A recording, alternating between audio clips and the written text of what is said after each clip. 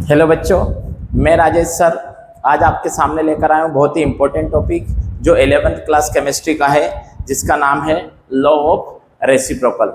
तो अगर हम बात करते हैं लॉ ऑफ रेसिप्रोकल की, तो हम क्या देखते हैं इसमें कि रेसिप्रोकल मतलब आप समझते होंगे कि रेसिप्रोकल का मतलब होता है क्या, उल्टा।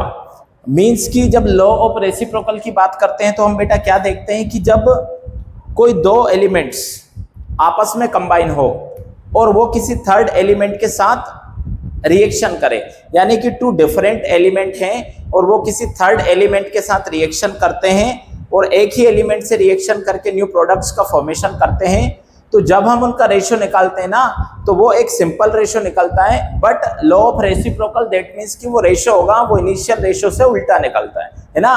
तो हम बात करेंगे लॉ ऑफ रेसिप्रोकल की। तो आप देखिए क्या कि when two different elements, क्या लिखा है बेटा, when two different elements combine separately with a fixed mass, यानी कि two different element separately combine हो रहा है with fixed mass of third element, the ratio of the masses in which they do show are either same और simple multiple. Means कि वो fix mass के साथ जब रिएक्शन कर रहा है तो उनका रेशियो सेम हो सकता है और सिंपल मल्टीपल हो सकता है of the ratio of the masses in which they themselves combine with each other, यानी कि जिस रेशियो में वो कंबाइन हो रहा है एक दूसरे के साथ, उस रेशियो का एक सिंपल रेशियो या मल्टीपल सिंपल मल्टीपल रेशियो हो सकता है। वो कैसे होता है मैं आपको एग्जांपल से समझाता हूं। देखिए हम यहाँ पर एग्जाम्पल की बात करें तो एग्जाम्पल मैं यहाँ पर टू एलिमेंट्स लेता हूँ बेटा, एक मैंने कार्बन लिया है, दूसरा मैंने सल्फर लिया है। अब कार्बन और सल्फर दोनों का मैं रिएक्शन करा रहा हूँ एक सिंगल एलिमेंट ऑक्सीजन के साथ।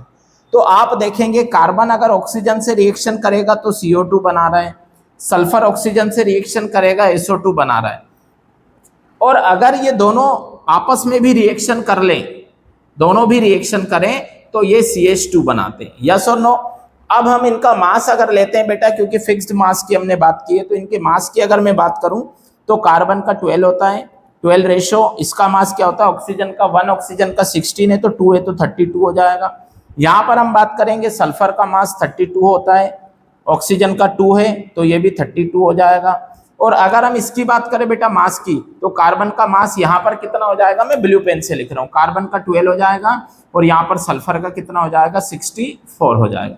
तो ये इनका मास रेशो है। अब आप देखेंगे तो क्या हो रहा है कि इस carbon and sulphur two elements थे जिनका मास फिक्स है, बट उनने थर्ड एलिमेंट के साथ रिएक्शन करिए विथ फिक्स्ड मास। तो क्या होगा बेटा, जब अपन इनका रेशियो निकालेंगे तो इनका जो सिंपल रेशियो होगा वो इनिशियल रेशियो से कैसा निकलेगा, रेसिप्रोकल उल्टा हो जाएगा।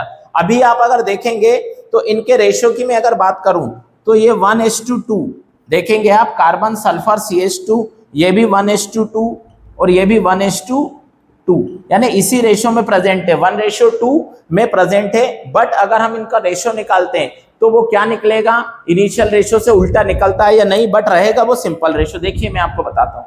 सपोज देखिए हम कार्बन और सल्फर का निकालते हैं बेटा, कार्बन एंड सल्फर का हम फर्स्ट ऑफ ऑल रेशियो निकालते हैं, क्योंकि यही टू एलिमेंट से इनने रिएक्शन करी और एक ही एलिमेंट से रिएक्शन करी और आपस में जब रिएक्शन करके थर्ड एलिमेंट इनने CH2 बनाया। तो आप देखेंगे कार्बन प्लस सल्फर का रेशियो निकालेंगे तो कार्बन का मास 12 होता है, सल्फर का मास कितना होता है बेटा, 32, ठीक है। तो एक सल्फर का 32 हो गया तो ये इसका मास हो गया। अब इन दोनों ने थर्ड एलिमेंट जो बनाया वो क्या बनाया था बेटा, CH2। तो मैं इसका रेशियो निकाल देता हूं, यहाँ कार्बन रेशियो H2। अब देखेंगे कार्बन का तो आपका 12 ही है, बट H2 का आपका रेशियो क्या निकलता है बेटा, 64। अब अगर हम इनका सिंपल रेशियो निकालते हैं, कैसे, कार्बन और सल्फर और इनका रेशियो निकालेंगे हम कार्बन और H2 का। तो जब हम इनका रेशियो निकाल रहे हैं आप तो देखेंगे क्या, इसका 12:32 और ये क्या निकला बेटा, 12:64 ये रहा। अब मैं इसका रेशियो निकाल रहा हूं, देखेंगे आप तो 12/32 अपॉन में क्या हो जाएगा, 12/64। मैं इसको अगर सोल्व करता हूं तो क्या रहेगा, 12/32 इंटू में ऊपर चले जाएगा, ये क्रॉस मल्टीप्लाई हो जाएगा तो चेंज हो जाएगा डिजिट, 64/12।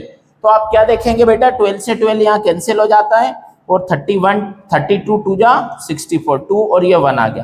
तो आपने देखा तो ये क्या बचा, 2/1। मीन्स कि अगर मैं इसके रेशियो की बात करूं तो 2:1 निकला। तो आप क्या देखेंगे, देखो आपने देखा कि लॉ ऑफ रेसिप्रोकल में क्या होता है बेटा, कि जो रेशियो निकलता है ना एलिमेंट का, वो क्या होता है, वो एक सिंपल रेशियो होता है कि जब भी कोई 2 एलिमेंट्स थे, ये 2 एलिमेंट्स थे carbon and sulphur, single element के साथ with a fixed mass in reaction की, बट उनका जो रेशियो निकलता है वो उसका क्या हो सकता है, यहां पर भी अपन ने लिखा था कि ratio of the masses do so are either same और मल्टीपल, हो सकता है वो सेम हो सकता है या सिंपल मल्टीपल। तो यहां पर हमने क्या देखा कि इन दोनों का जो CS एंड CS2 का जो रेशियो है वो क्या निकला बेटा, देखो सिंपल मल्टीपल निकला, सिंपल रेशियो निकला, बट वो क्या है इनिशियल रेशियो से क्या है अपोजिट, यहाँ 1:2 था, जो अपना आया वो क्या आया 2:1, यानी कि ये आपका जो फाइनल आया है 2:1, यानी कि ये आपका क्या आ गया आंसर है सपोज। तो ये आपका क्या हो गया इनिशियल रेशियो से अपोजिट आया, इसीलिए हम इसको बोलते हैं लॉ ऑफ रेसिप्रोकल। ओके, तो आई होप आपको वीडियो समझ आया होगा। तो वीडियो को ज़्यादा से ज़्यादा लाइक और शेयर करिए और चैनल को सब्सक्राइब करिए। Thank you.